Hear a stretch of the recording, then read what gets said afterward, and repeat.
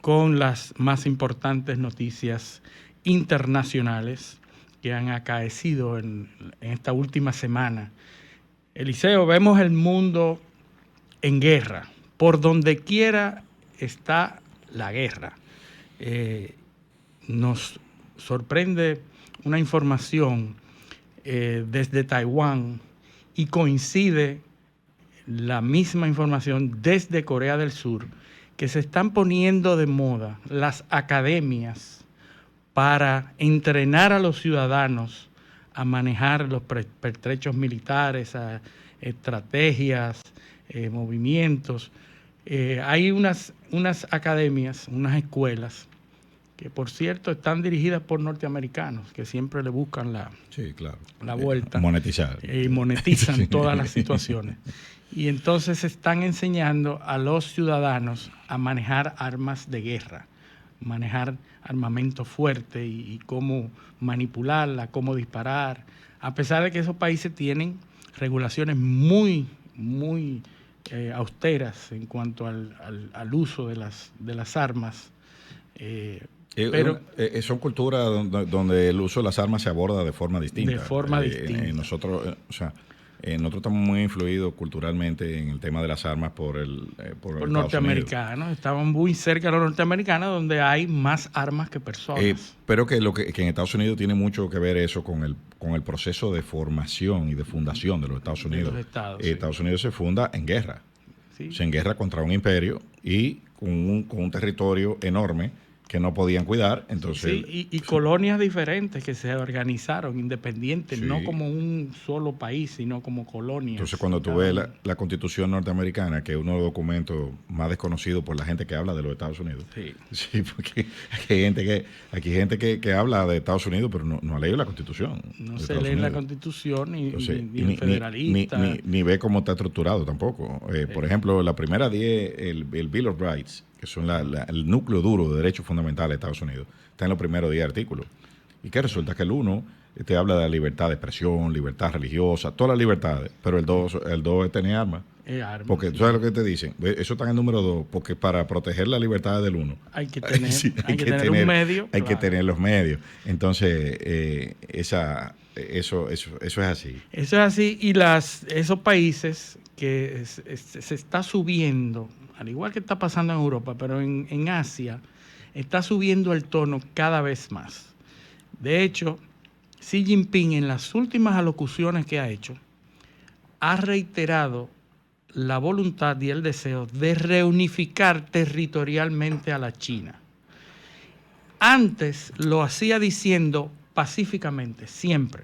En todos sus discursos introducía la palabra pacíficamente. Bueno, Luis, pero esta vez no está incluyendo la palabra pacífica. Bueno, pero nosotros aquí, en el centenario del Partido Comunista Chino, que hablamos, de los temas. Que fue en el año 2021, donde el Partido Comunista Chino emite un documento a propósito de ese Congreso Magno celebrando el centenario del partido, donde están las líneas estratégicas de hacia dónde va los próximos 100 años, 50 años, porque ellos piensan en función de muchos años. Claro, como hemos hablado aquí, que lo describe muy bien Henry Kissinger en su libro China.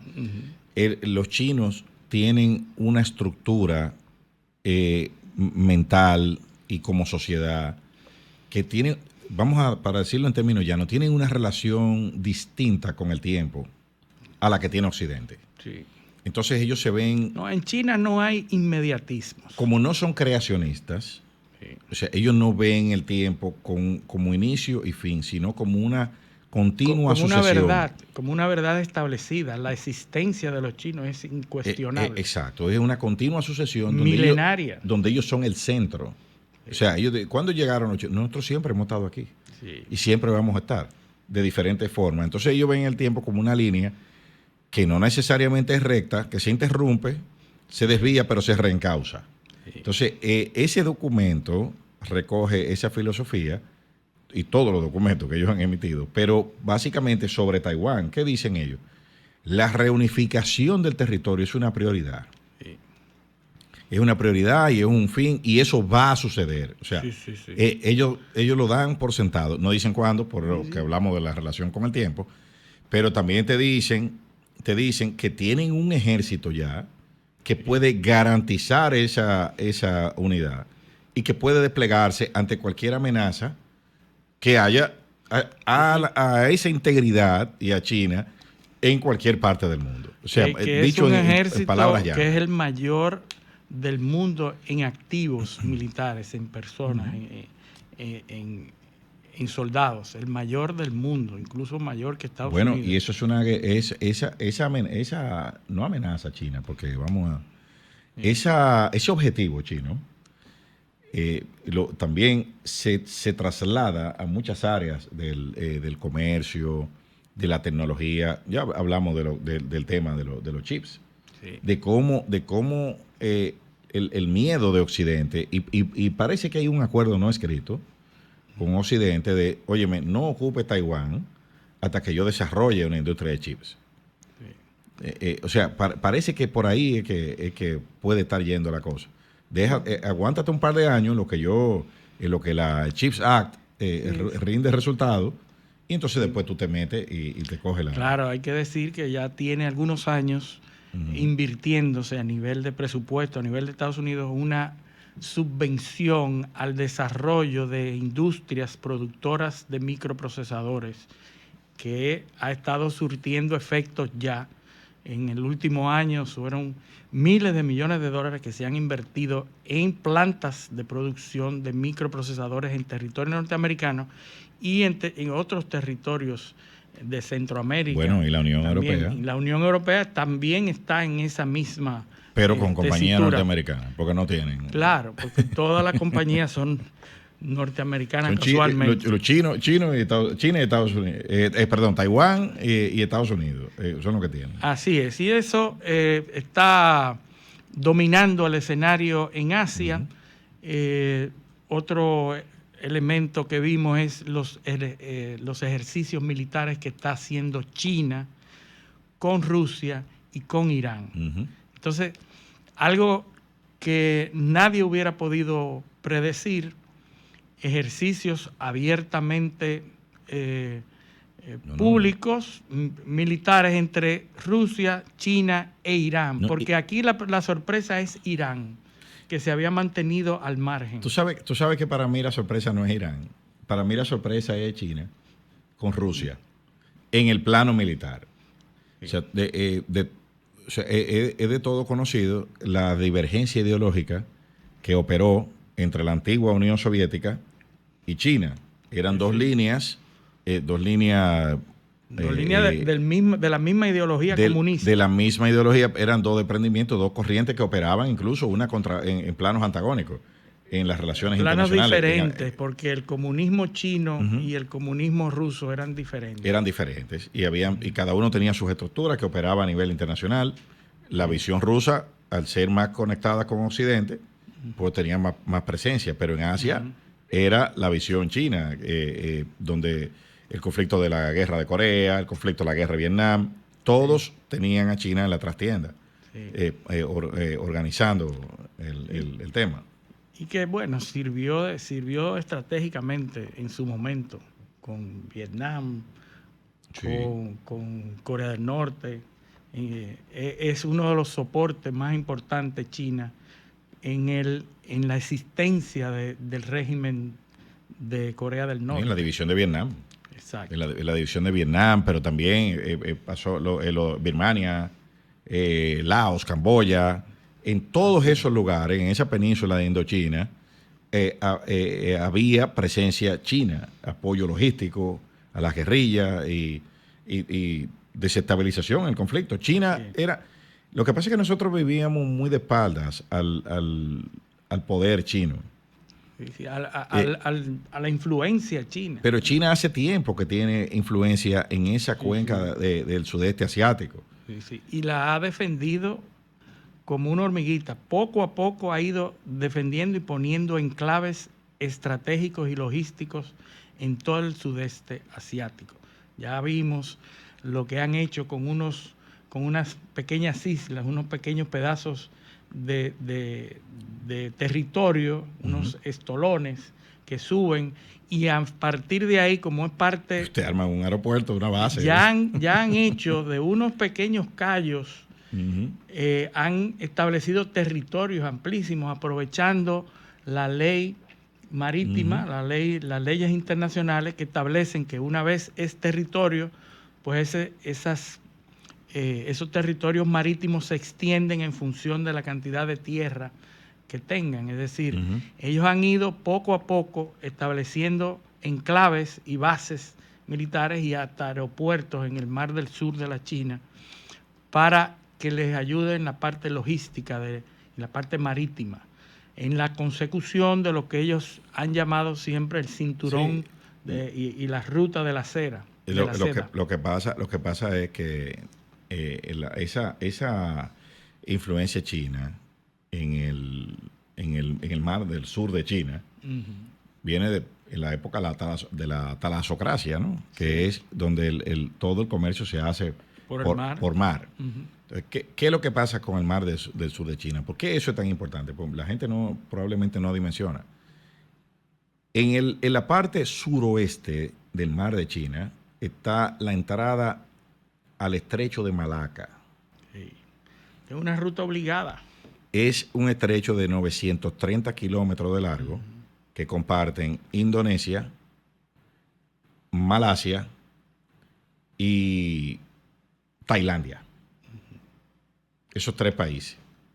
Es un paso que si usted no entra por ahí, usted tiene que dar una vuelta y atravesar entonces, atravesar un paquete de islas y dar la vuelta por el sur, por el norte de Australia.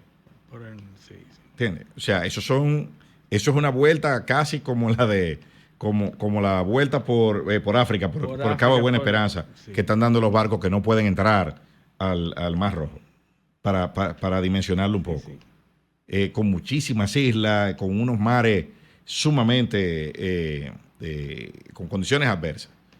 Entonces, China es que domina la parte este de ese estrecho y ha ido expandiendo su mar con esta serie de islas artificiales, en algunos casos, donde hay un coral que sobresale una puntica, ahí hacen una isla. Sí. Te hacen una isla y entonces han ido expandiendo el límite de su costa y de su mar territorial, de su zona de dominio exclusivo, y prácticamente tienen control de una parte del acceso a ese estrecho. Ahí hay portaaviones norteamericanos, destructores, submarinos, ahí hay de todo. Es una zona de alta... De alta importancia. Claro, importancia logística. Porque todo el tráfico de mercaderías chino que sale por mar, hay que decir una cosa también. La mayoría, más del 80%, 85% de la población china vive en la costa este de China. Sí. Los puertos principales. Por la importancia comercial. No, y porque China, el centro de China y el oeste son inhabitables. Sí, son desiertos. El desierto de Gobi. En el norte está el desierto de Gobi, pero en el centro oeste de China está el desierto, un poquito al sur del estrecho de Gobi. Está el desierto del Taklamakan, que es uno de los desiertos más áridos del mundo. Y más extensos también. Sí. Y el desierto de Taklamakan, al oeste, está nada más y nada menos que los Himalayas, que es la cordillera más alta del mundo. Sí. Es una pared de montaña con nieve. Entonces tú pasas de un desierto a una pared de montaña con nieve. La ruta de la seda era en el borde norte del desierto de Taklamakan, por ahí era que iba. Sí. En los dos bordes, porque por ahí es que, por el único sitio... La única ruta posible. Por el único sitio que tiene un pasillo por donde se pueden atravesar los Himalayas, en el norte del desierto de Taklamakan, al sur del desierto de Gobi. Es una franja verde que hay ahí. Pero una cosa que impensable. Entonces el centro de China está deshabitado y la parte oeste es imposible vivir ahí por las condiciones. No hay agricultura. La vida en China está en la parte este. Entonces, como esos puertos están ahí, en la parte este, toda la mercancía que va al resto de Asia, hacia India, África y Europa, pasa por el estrecho de Malaca. La que va a Estados Unidos se va por el Pacífico y llega a Los Ángeles, que es el puerto. Sí. Y también por el canal de Panamá cruza la que va al resto de... Entonces, esa es la importancia del control de esa área. Y los chinos dicen, pero nosotros no tenemos barco en el Golfo de México. Sí. ¿Por qué los Estados Unidos tienen que tener barco en el Mar del Sur de China? Esa es la lógica que se está aplicando y la lógica que se está luchando para cambiar, porque en un mundo polarizado, pues las dos potencias, la Unión Soviética en su momento y Estados Unidos, se repartían los puntos estratégicos del planeta, pero tuvimos un periodo de muchos años de globalización, de acuerdos entre países donde no había una polaridad y vivíamos en una situación de mucho esplendor en el mundo. Eso está volviendo a verse de nuevo. Lo que pasa es que la globalización, como se pensó, ya agotó su ciclo. Sí. O sea, tenemos que entrar, hay que renegociarlo. Sí. Hay que renegociarlo. Claro. O sea, los liderazgos han cambiado. Obviamente, no solo han cambiado la característica y la necesidad del liderazgo, de la cualidad, o sea, ¿en base a qué tú estableces un liderazgo ahora?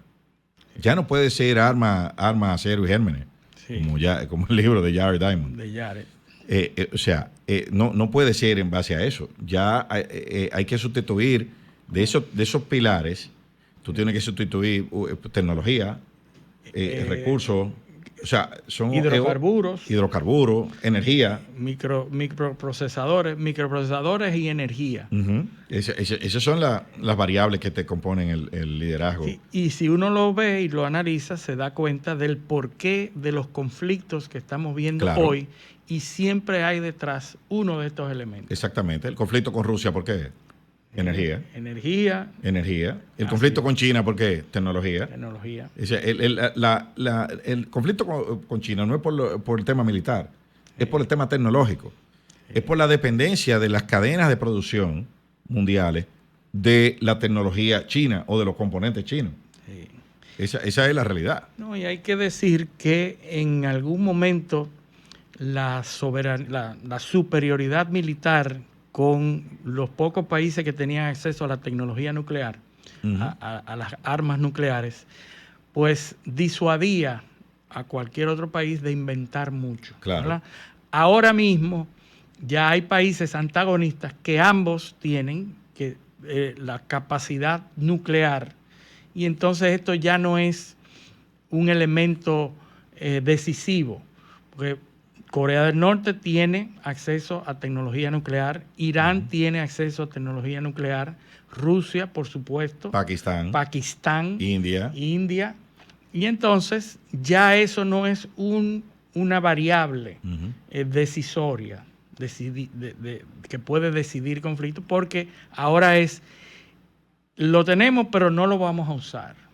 Es decir, yo la enseño. Es enseñarla pero no a usarla. De hecho, es lo que está pasando ahora en Europa, y vamos a dar el salto a Europa con el ambiente de guerra, que sube unos niveles más.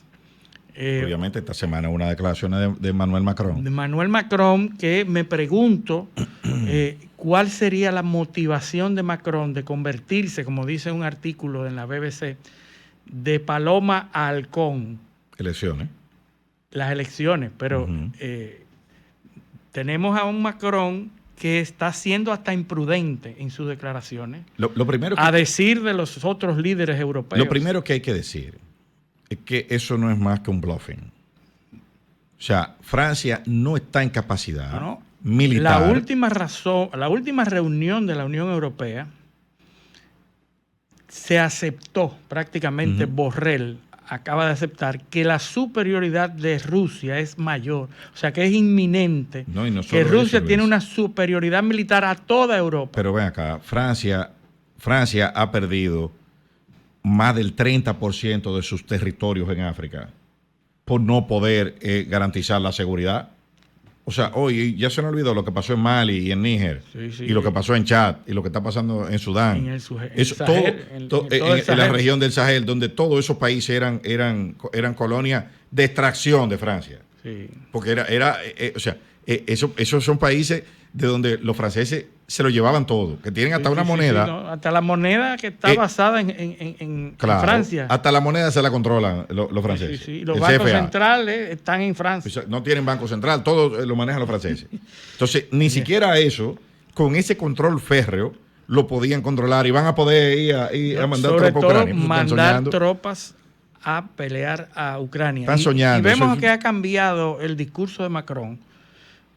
¿Te acuerdas cuando fue uno de los primeros que se sentó en la mesa larga que se sentó con Putin a negociar?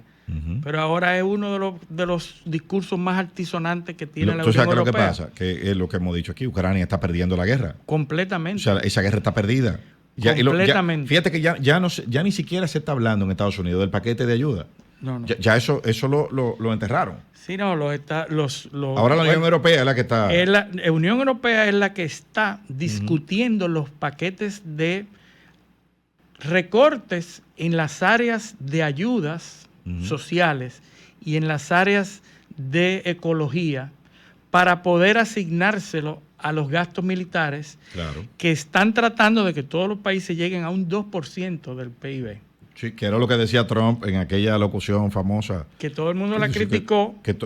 Pero tenía razón. Tenía razón con lo que decía.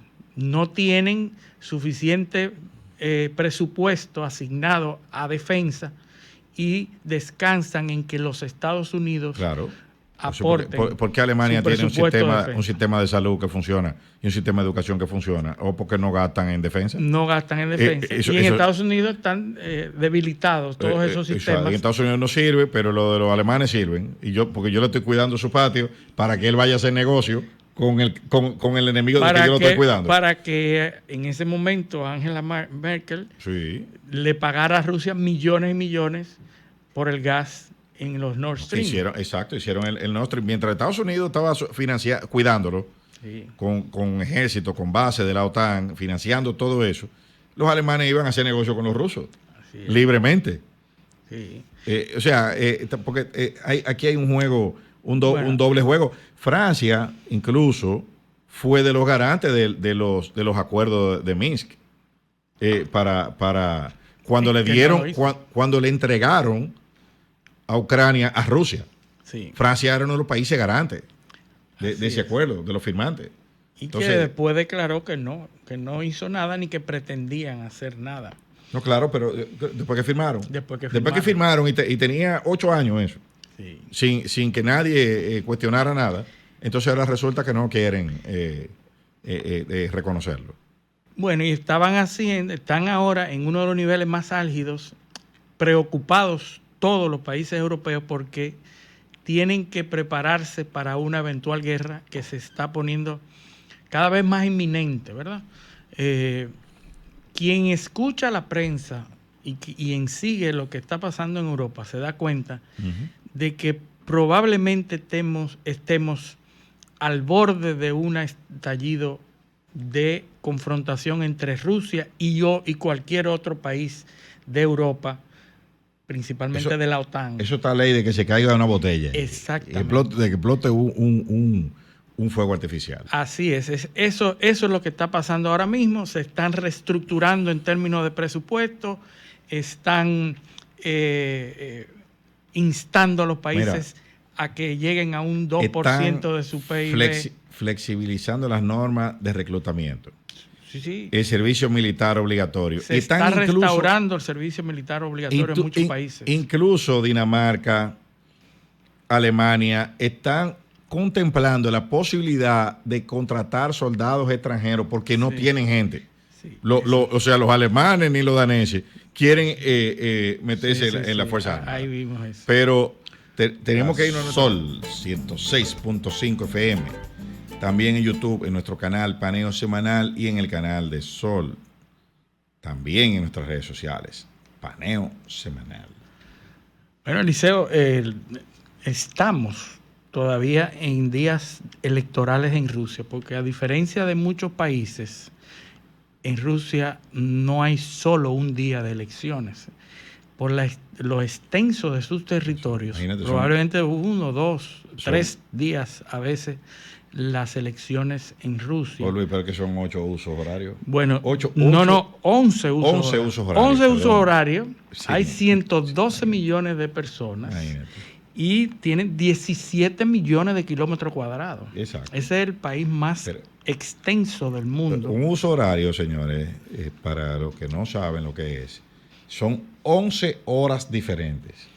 Sí. Un uso horario representa una hora. Una hora.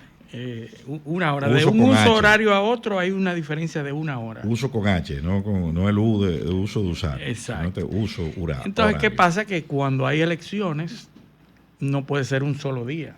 No. Tienen que ser varios días. El día de hoy todavía es día de elecciones. Son 2 días. En la parte más cercana a Europa son las 10:35 ahora, por ejemplo. Y en la parte, en el extremo este, son las 9:35 de la noche. Y unas son en la mañana y el mismo país. Sí, todavía tú estás dentro del mismo país. Así es. Y entonces hay elecciones. Obviamente, estas elecciones no son como las elecciones en países occidentales, demócratas, en donde hay alternatividad.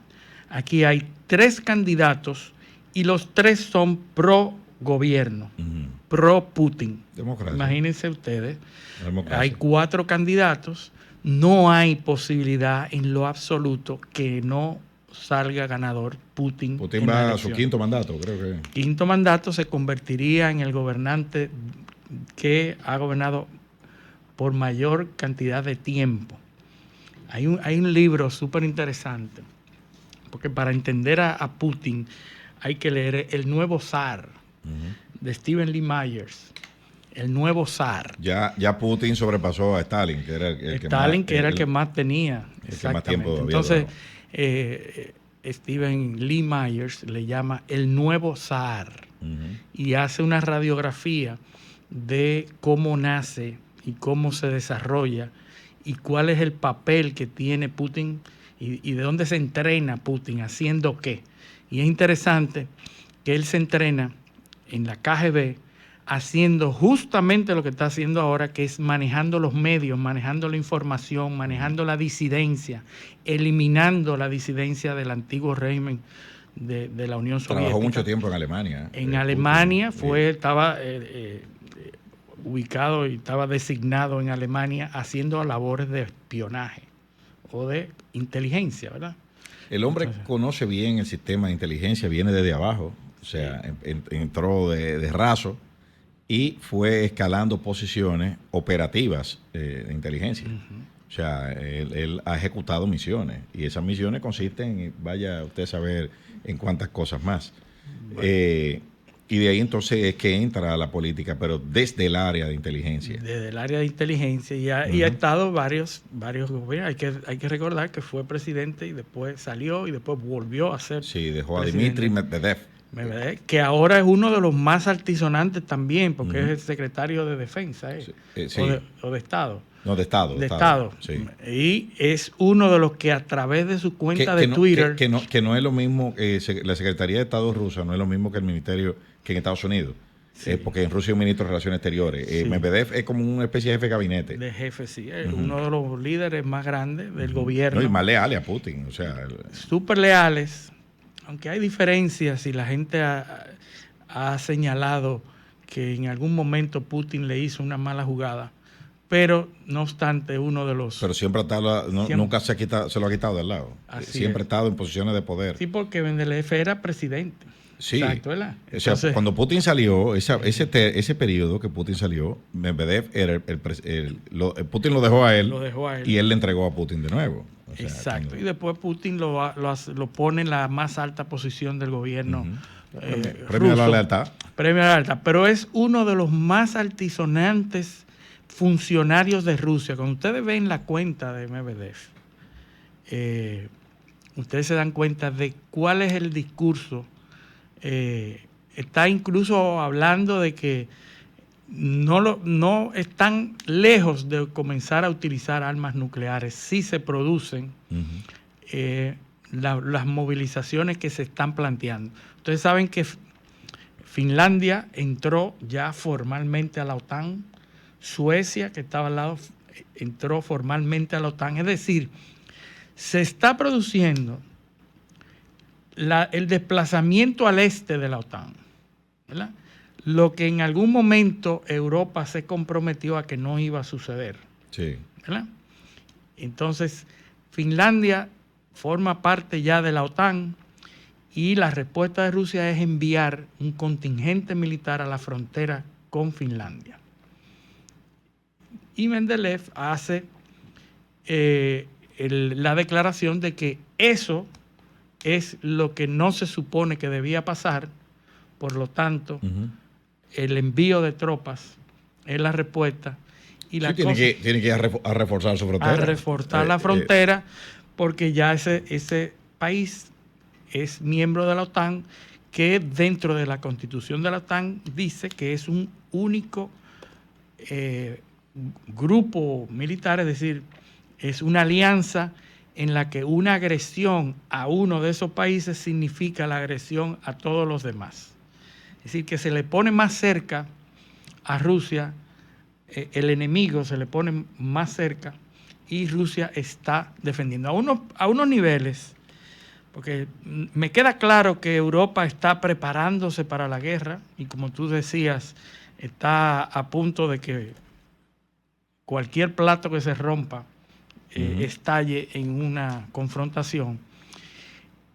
Pero Europa está promulgando y preparándose para un conflicto como ese. Y Rusia lo que está haciendo es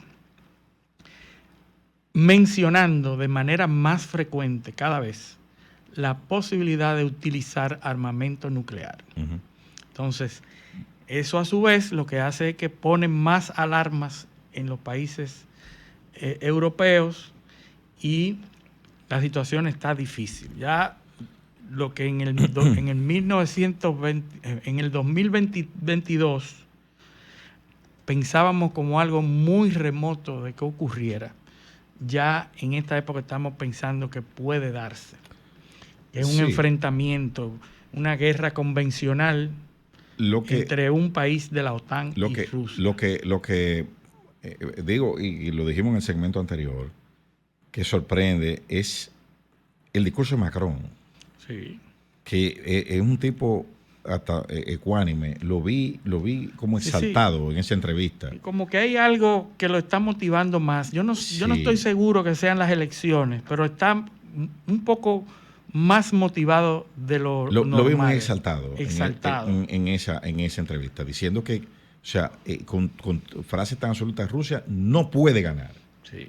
O sea, vamos a hacer lo que sea para ganar. Y eso es una señal de frustración.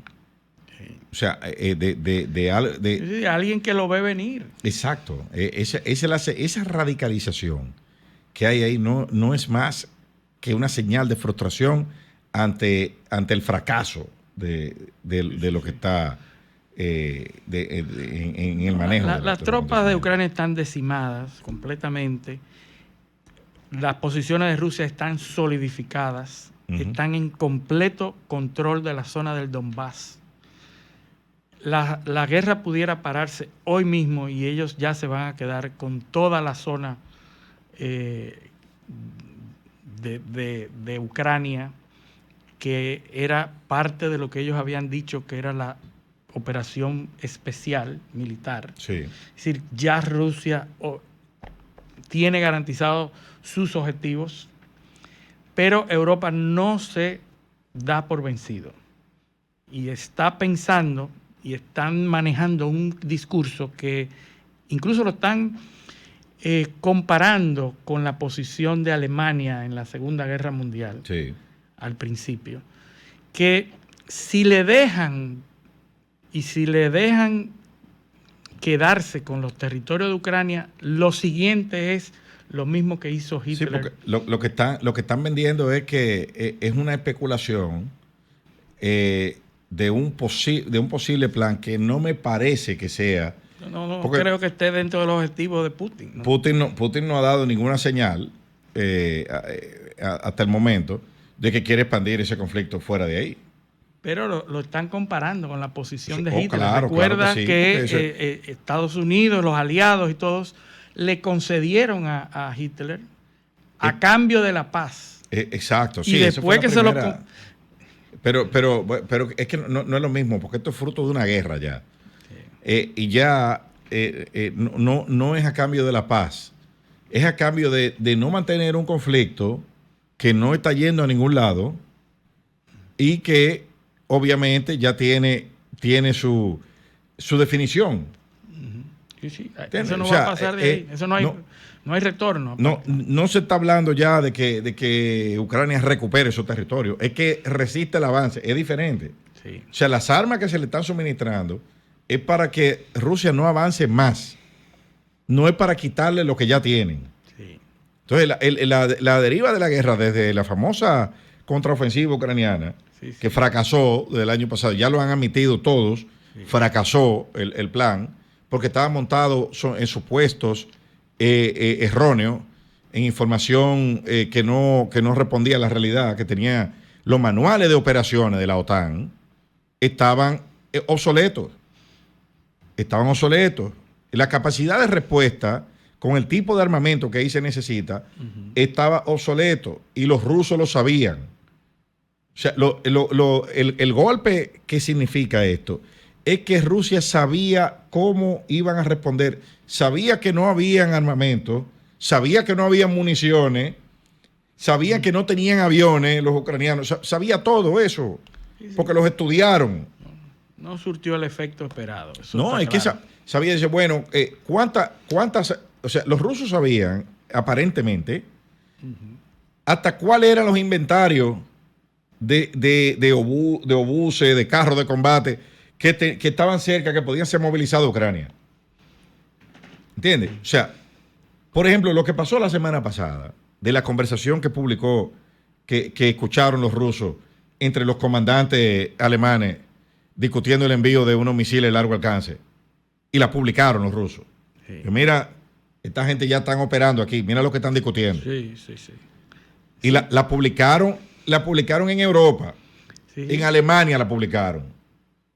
Y tuvieron que admitir los ministros que sí, los comandantes que sí, que estaban hablando de eso. Lo que quiere decir que la guerra no es solo contra Ucrania. Claro. Están los países europeos metidos como una guerra proxy. Claro, y por eso la escalada del discurso ha venido porque se descubrió que hace tiempo que ya ellos tienen las manos metidas ahí. Sí, pero ¿qué pasó en esta semana en Kursk, en las refinerías y en Belgorod?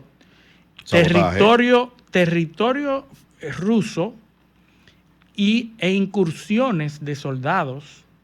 Algunos dicen que son ciudadanos descontentos dentro del régimen de Rusia, lo cual también fue desmentido porque en la respuesta se capturaron activos y eran ucranianos.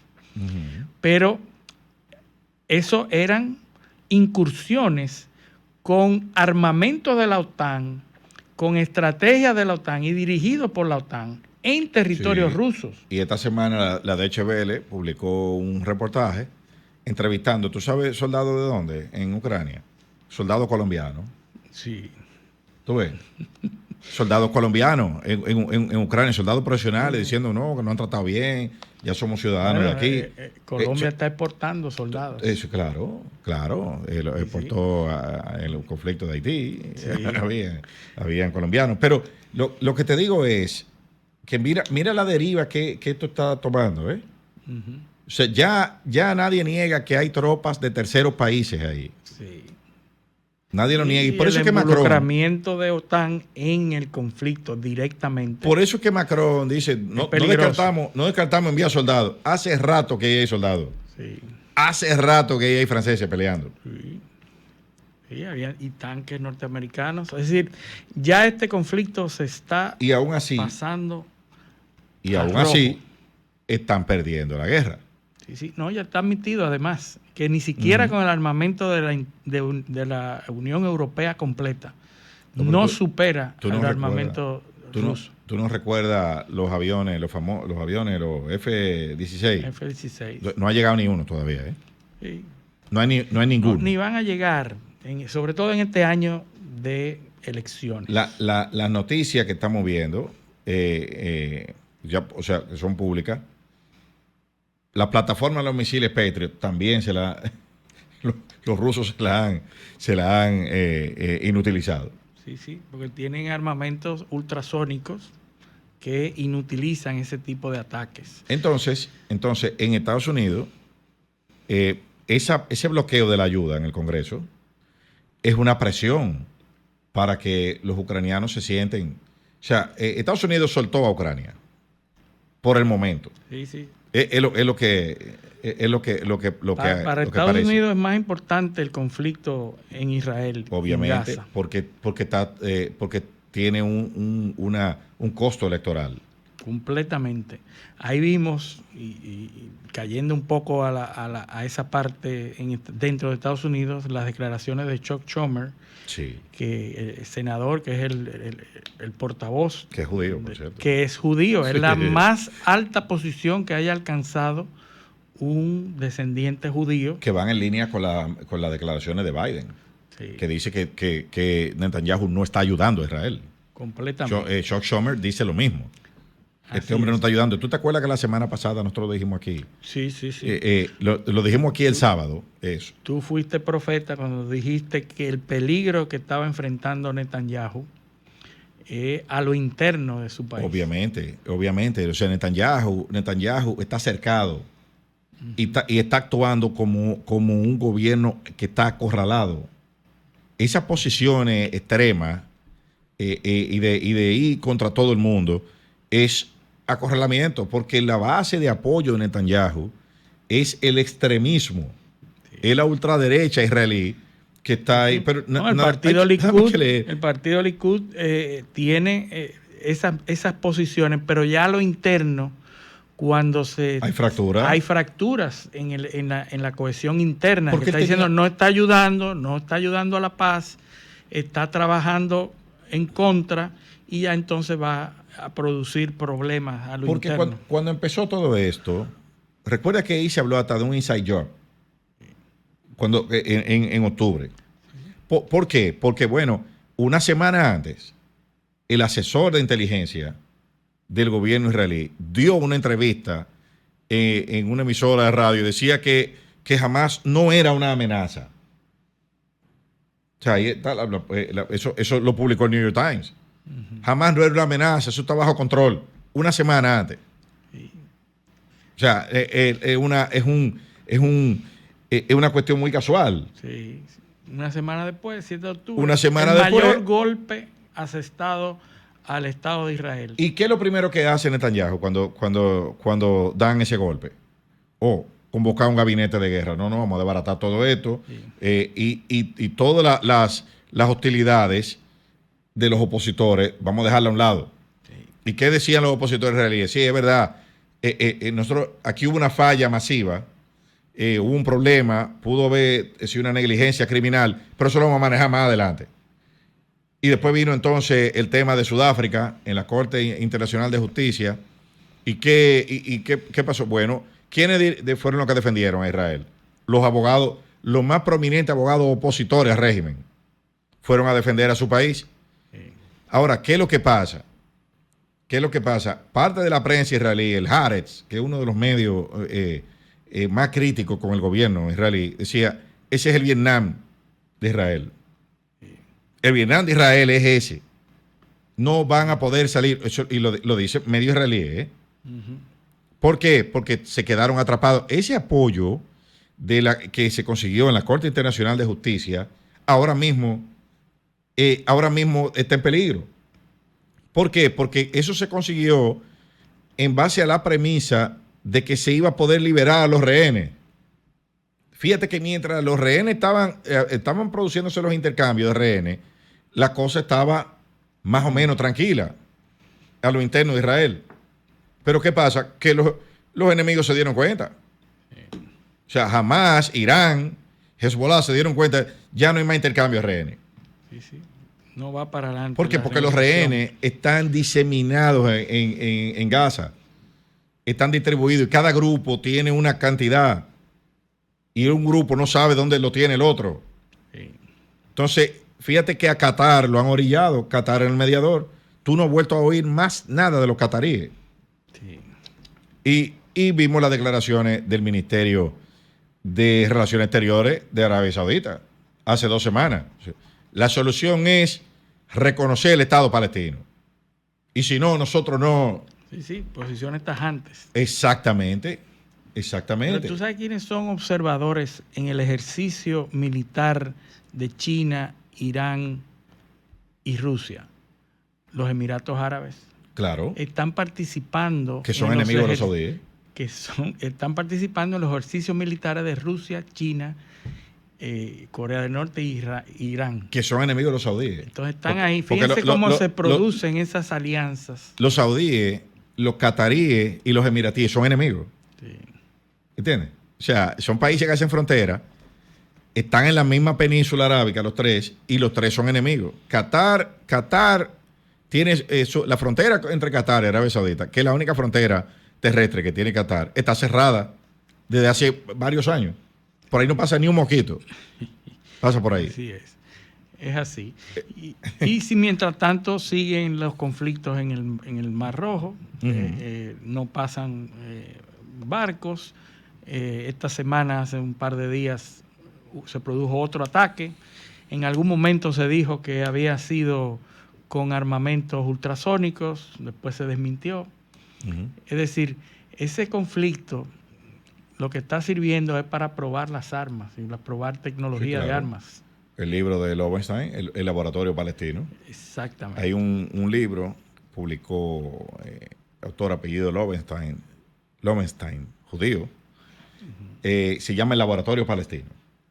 Y es como él dice, como todas las tecnologías, porque Israel es uno de los 10 exportadores de armas y de tecnología de defensa más grandes del mundo, o porque tiene un laboratorio con 2.3 millones de personas que se llama Gaza, para probar todas las tecnologías, desde reconocimiento de rostro, vigilancia de toda clase, cómo tú puedes dejar sin agua a una población de 2 millones de personas. Bueno, pues los israelíes tienen un método. ¿Cómo yo puedo tumbar el internet en 500 kilómetros a la redonda? Los israelíes tienen cómo hacerlo. ¿Y cómo espiar? Cómo espiar a todo el mundo, cómo cerrar un sitio donde no entre ni una mosca, sin que yo lo vea. Y aún así, con todo eso, los atacaron. Por eso son los mejores en seguridad, claro, en tecnologías de seguridad. Todos los teléfonos móviles, para que ustedes tengan una idea, nuestros teleoyentes, todos los teléfonos y todas las tabletas, los televisores inteligentes que ustedes tienen, todo eso, todos los electrónicos, los carros, todo eso tiene parte, por lo menos, parte del firmware. Puertas traseras. No, sí, parte de los firmware son escritos por israelíes. Sí. Para poder entrar a todos los equipos. Pegasus es el sistema, lo inventaron los israelíes. Sí. Los israelíes, NSI, la compañía que lo inventó y lo comercializa a gobiernos. Sí, pero no hay trazabilidad. Así es. Por ejemplo, los carteles mexicanos, ya se comprobó que usaban Pegasus. ¿Cómo lo conseguían? No sabemos. Claro, le compraban el acceso a los que tenían el acceso en el gobierno. Sí. Porque es nada más un usuario. Nada más hace falta un funcionario. Exactamente, y no de alto rango. Uno que tenga, el que está viendo esa computadora, te puede decir todo lo que está viendo. Y como es seguridad nacional, no tiene que transparentar nada. No, claro que no. Imagínate tú, nosotros tenemos una ley del DNI que dice que el DNI puede cobrar por servicio. ¿Cuál es el fuente de ingreso? ¿Cuál es el servicio? Fuente de ingreso. Oye, la fuente de ingreso. Donaciones. Donaciones privadas. O sea, el DNI puede recibir donaciones privadas. Yo no había visto eso en ninguna parte del mundo. Con servicio de inteligencia, un servicio de inteligencia de un Estado puede recibir donaciones privadas. Obviamente es protegido por la confidencialidad, porque todo es confidencial. Sí. O sea, tú vas a hacer una donación y no hay que publicar nada. Y dice ingreso por servicio. Yo no sabía que el DNI podía facturar servicios, pero está en la ley 124. Sí. Lo pueden buscar, ¿eh? Bueno, eso no soy yo, lo estoy inventando. Eso está ahí. Dimos un salto grande, ¿verdad? Sí, claro, de Israel el DNI puede vender servicios. No, lo que te digo es que, como estamos hablando de acceso a inteligencia y de cómo se compra, ¿y quién quita que aquí o en otros países eso opere, pero de manera ilegal? Aquí lo legalizamos. Sí, vender servicios. Sí, podemos vender servicios. Bueno, ¿qué servicio vende el DNI? Yo no sé. Entonces, entonces volviendo a ese tema de Israel, el apoyo, obviamente el apoyo mundial, y lo hemos dicho muchas veces aquí antes, más del 80% de las protestas que tienen que ver con ese tema son pro-Palestina, o pro-Gaza, o anti-Israel, o sea, como usted lo quiera llamar. Y eso está teniendo un peso en el tipo de apoyo que se está logrando. O sea, todo el mundo está tratando de sacarle el cuerpo. Esas escenas de tirando ayuda en paracaídas. Señores, y matando, porque en esa intención desesperada de acceder a comida, donde las noticias es que tienen ayunos obligados porque no hay comida, no hay acceso a alimentación por días y días. Entonces, cuando llega, que finalmente llegó la ayuda a través de las plataformas marítimas que se han establecido, hay un canal, hay una ruta, creo que desde Chipre, llega hay un muelle flotante. Un muelle flotante que viene, la ruta desde Chipre, viene desde Chipre y establecen un muelle flotante donde se colocan las ayudas para de ahí ir a la costa. Pero yo quiero que tú veas el tamaño de los barcos que van. Son unos barquitos. Sí. ¿Tú sabes cuánta gente hay ahí? Porque la gente como que no dimensiona esto que está. Son 2.3 millones de personas que hay ahí atrapados. Sí. Imagínate y que han sido concentrados en la parte sur. Imagínate porque estaban antes en un territorio tan largo, yo lo señalo como si fuera Santiago. La extensión territorial de Santiago es similar en términos de kilómetros cuadrados a la de Gaza. Imagínense que ustedes pongan en un par de kilómetros a toda la población de Gaza. En el casco urbano de Santiago. Exacto. O sea, Santiago completo es el tamaño de Gaza, la provincia. Y que toda la población, por ejemplo, de 2 puntos. O que tú pongas en un pedazo de Santiago, vamos a ver, a todo el mundo. Eso es. Eso es. Y sin alimento, y sin agua. Y claro, pero imagínate, son 2.3 millones de personas que coman 2 veces al día. Son 4.6 millones de raciones de comida. ¿Tú sabes cuánta comida tira un avión de eso? En un vuelo. Son 38,000 comidas, nada más. No hay más. Entonces, 38,000. Y suponte tú que 3 países coordinen. O sea, ahí caen 100,000 raciones de comida, donde se necesitan 4.6 millones. Ahí tienen que entrar más de 500 camiones diarios. Y no están entrando ni 100. No, y el gobierno cada vez más radical en el sentido de que va a seguir las operaciones hasta la destrucción no son de las Hamas. Operaciones, no. Las operaciones y con eso cerrado. Cerrado, sin permitir entrada, por eso se hace a través de marítima, por medios artificiales para que se pueda hacer. Y el gobierno acaba de decir, nosotros no somos república bananera, a las declaraciones del senador, en donde ustedes pueden decirme lo que yo tengo que hacer. O sea, ellos van a seguir en lo mismo. O sea, no van su brazo a torcer ni a ceder nunca. Y ya no se habla de soltar ningún rehén tampoco. No, ya no. Ya las conversaciones y las negociaciones que estaban haciendo en Egipto fracasaron. Bueno, vámonos a nuestra segunda pausa. Esto es Paneo Semanal. No cambien. Un paneo con habilidad, encuentro e interrogación.